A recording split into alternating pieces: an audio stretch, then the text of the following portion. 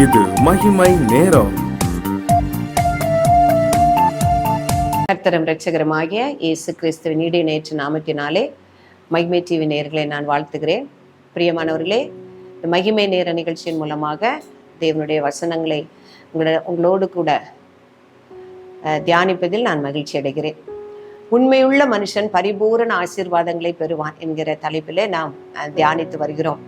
எப்படி கர்த்தர் உண்மையை விரும்புகிறார், கொஞ்சத்தில் உண்மையுள்ளவனுக்கு அநேகத்தின் மேல் அதிகாரியை வைப்பான் என்பதை குறித்து தியானித்தோம். இந்த நாளிலும் தேவன் நமக்கு கொடுத்த கட்டளைகளை உண்மையாய் கடைபிடித்து, அவர் கொடுத்த அந்த திட்டங்களை உண்மையாய் கடைபிடித்து ஒரு பரிசுத்தவானை குறித்து நாம் தியானிக்க இருக்கிறோம்.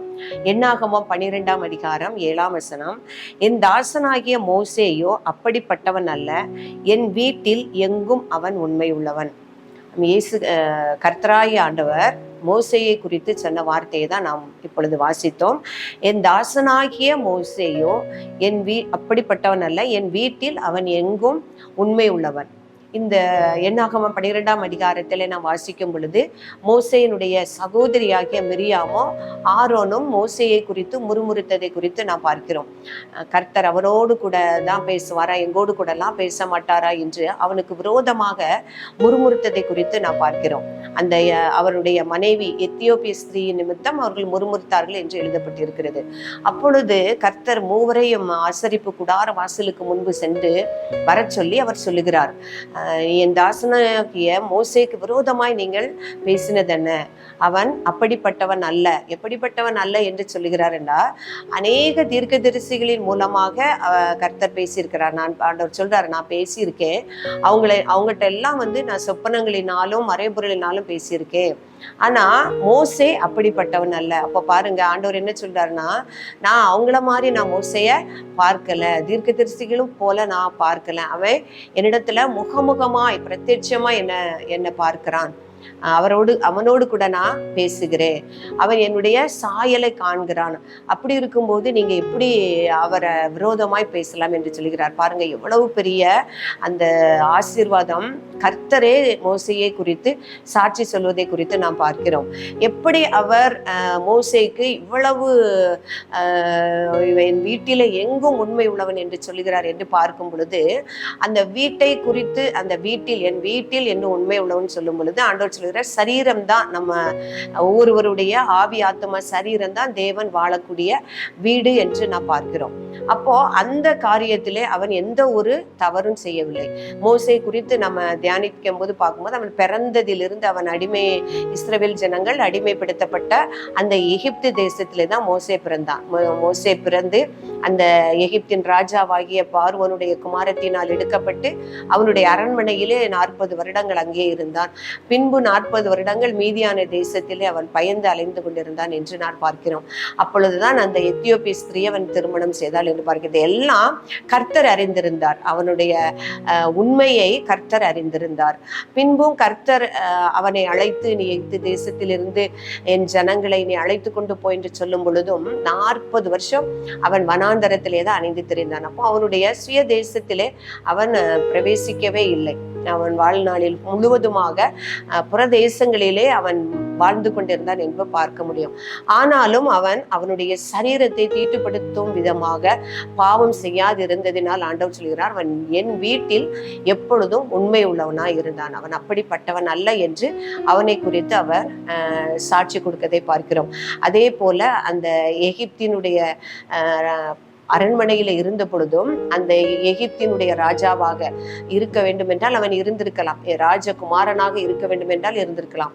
அவன் எகிப்தில் உள்ள எல்லா கலைகளையும், ராஜகுமாரனுக்கு ஒத்த எல்லா கலைகளையும் கற்று ஒரு ராஜகுமாரனை போல அங்கே வாழ்ந்தான் என்று நாம் பார்க்க முடியுது. ஆனாலும் அந்த எகிப்தின் சந்தோஷங்களை, அநித்தியமான சந்தோஷங்களை அவன் விரும்பாமல் அந்த இஸ்ரவேல் ஜனங்களோடு பாட அனுபவிப்பதையே விரும்புகிறேன் என்று சொல்லுவதை பார்க்கிறோம்.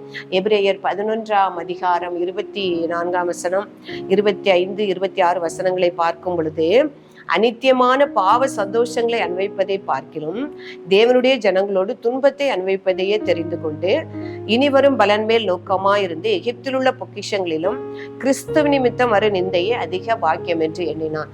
இப்படிப்பட்ட அந்த அவனுடைய எண்ணங்கள், அவனுடைய உண்மையை அறிந்திருந்த ஆண்டவர். அதனால் தான் ஆண்டவர் சொல்கிறாரு, மோசே என் வீட்டில் என்றும் எங்கும் அவன் உண்மை உள்ளவன் என்று சொல்கிறார். இன்னொரு விசேஷித்த காரியம் மோசேயின் நடத்தப்பட்டதை நாம் பார்க்க முடியும். மோசேயின் மூலமாக தேவன் அந்த ஆசரிப்பு கூடாரத்தை அவர் நிறுவினார் என்று பார்க்கிறோம். உடன்படிக்கையின் பலகைகளை கற்பனைகளை அவனுக்கு கொடுத்து எனக்கு ஒரு ஆசரிப்பு கூடாரத்தை நிறுவ வேண்டும் என்று சொல்லி பரலோகத்தில் இருக்கிற அந்த மாதிரியின்படியே நீ செய்ய கவனமாயிரு என்று சொல்கிறார். பரலோகத்தில் இருக்கிற அந்த ஆசரிப்பு கூடாரத்தின் மாதிரியை மோசேக்கு காண்பித்து அந்த மாதிரியின்படியே நீ செய்ய ஒவ்வொன்றிலும் எச்சரிக்கையாயிரு என்று சொல்கிறார். பிரியமானவர்களே, அவனுடைய காரியத்தில் அவனுடைய அதாவது சுய பெருமையோ அல்லது சுய மகிமையோ அவன் நாடாதபடி அந்த எகிப்தின் பொக்கிஷத்தை பார்க்கிலும் கிறிஸ்துவின் நிமித்தம் வரும் நிந்தையை அதிக பாக்கியம் என்று அவன் நினைத்ததினால் கர்த்தர் இவ்வளவு பெரிய ஆசீர்வாதத்தை கொடுத்தார். அதான் நாம் பார்க்கிறோம், உண்மையுள்ள மனுஷன் பரிபூரண ஆசீர்வாதங்களை பெறுவான். மோசேக்கு கர்த்தர் கொடுத்த அந்த விசேஷித்த ஆசீர்வாதம், முதலில் அவனை குறித்து அவரே சொல்றாரு, அவன் எங்கும் உண்மை உள்ளவன். மோசே அப்படிப்பட்டவன் அல்ல, அவன் என் வீட்டில் எங்கும் உண்மை உள்ளவன் என்று சொல்கிறார். அந்த ஆசரிப்பு கூடார நிறுவுகிற பணியிலும் அந்த மோசே அவ்வளவு உண்மை உள்ளவனாக காணப்பட்டார். எச்சரிக்கையா இருந்த அந்த காரியத்தை நடப்பித்தான் என்று பார்க்கிறோம். அதே போல மோசே மரித்த பொழுதும் அந்த கர்த்தரே அவரை அடக்கம் பண்ணினதாக நாம் பார்க்கிறோம். அந்த சீனாய் மலையிலும் அவரோடு கூட முகமுகமாய் தரிசிக்கிற ஒரு பாக்கியத்தையும் மோசே பெற்றிருந்தார். அப்போ எவ்வளவு பெரிய ஆசீர்வாதங்களை அவர் பெற்றிருக்கிறார். தேவனோடு கூட சீனாய் மலையிலே அவருடைய சாயலை கண்டான். அதே போல மறுரூப மலையிலே பார்க்கும் பொழுது இயேசுவோடு கூட அவருடைய பாடுகளை குறித்து சஞ்சரிக்கிற ஒரு மனுஷனாக காணப்பட்டான். ஆசரிப்பு குடாரத்தில் உள்ள அந்த பரலோகத்தில் உள்ள ஆசரிப்பு குடார சாயலை பார்க்கும்படியான ஸ்லாக்கியத்தை பெற்றான் என்று பார்க்கிறோம். எத்தனை லட்சம் இஸ்ரவேல் ஜனங்களை வழிநடத்தி கொண்டு வரும்படியாக அந்த மனுஷனை அவர் தேர்ந்தெடுத்ததன் காரணம் அவர் கர்த்தர் மேல் வைத்திருந்த உண்மை. அந்த உண்மையை அவர் அறிந்திருந்தபடியினால் தான் ஆண்டவர் அவனை தெரிந்தெடுத்து அவனுக்காக சாட்சியம் கொடுத்தார் என்று நாம் பார்க்கிறோம். பிரியமானவர்களே, இவனுக்கு இப்படிப்பட்ட பெரிய ஒரு காரியம், அதாவது இத்தனை லட்சம் ஜனங்களை அடிமைத்தனத்திலிருந்து அது ஒரு கடின மனதுள்ள அந்த பார்வோன் ஆளுகை செய்கிற அந்த தேசத்திலிருந்து அழைத்து கொண்டு வரக்கூடிய ஒரு பெரிய திட்டத்தை தேவன் மோசேயை கொண்டு செயல்படுத்த எண்ணினார் என்றால் அவனிடத்தில் காணப்படுகிற அந்த உண்மை, கர்த்தர் மேல் வைத்திருந்த அந்த ஒரு பயமும் பற்றுதலும் உண்மை இருந்ததினால் கர்த்தர் அவனுக்கு சாட்சி கொடுத்தார் என்று பார்க்கிறோம். பிரியமானவர்களே, நாமும் நம்மை கர்த்தர் எதற்காக தெரிந்து கொண்டார், என்னிடத்தில் என்ன காணப்படுகிறது என்று அவர் எனக்கு கொடுத்த காரியத்தில், எனக்கு கொடுத்த திட்டத்தில் நாம் உண்மை உள்ளவர்களாக காணப்படுமானால் கர்த்தர் நம்மையும் பரிபூரணமாக ஆசீர்வதிப்பார்.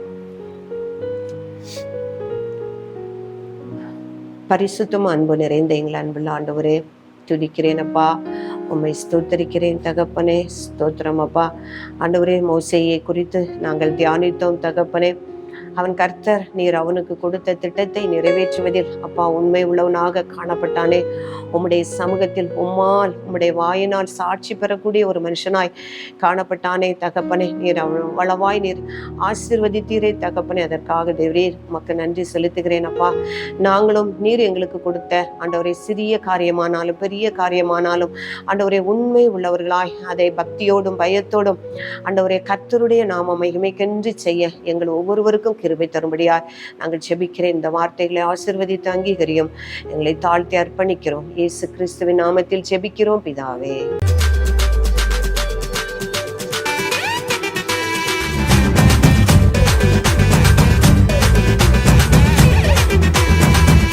மகிமை மகிமை மகிமை மகிமை மகிமை